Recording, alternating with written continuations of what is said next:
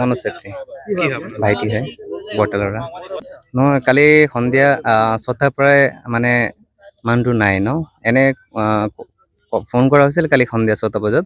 ঘৰৰ পৰা ফোন কৰা হৈছিল আহি আছোঁ বুলি কৈছিল ন তাৰ পৰা 6টা চাৰে 6টাৰ পৰা মোবাইলটো ছুইচ অফ আছে তো এনে ৰাতি মোবাইল ক'ৰবাৰ ঘৰত গৈছে কাৰোবাৰ ঘৰত ন তেনেকৈ ভাবি লগৰ ঘৰত গৈছে তেনেকৈ ভাবিলে আমি পাছত তেনেকৈ এনে এইটো কৰা নাই ৰাতি আৰু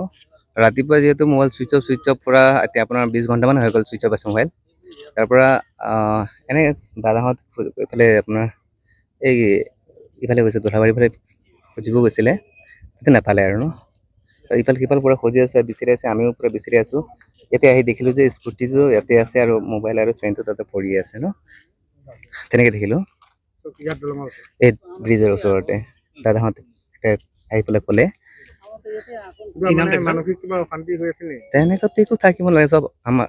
মোক দাদা হয় ন মোক চব ক'লেই হয় সি ন কি নাম? মনোজ চেত্ৰী বয়স কিমান হ'ব? ভাইটিৰ বয়স 27 মান হ'ব 26 27 হ'ব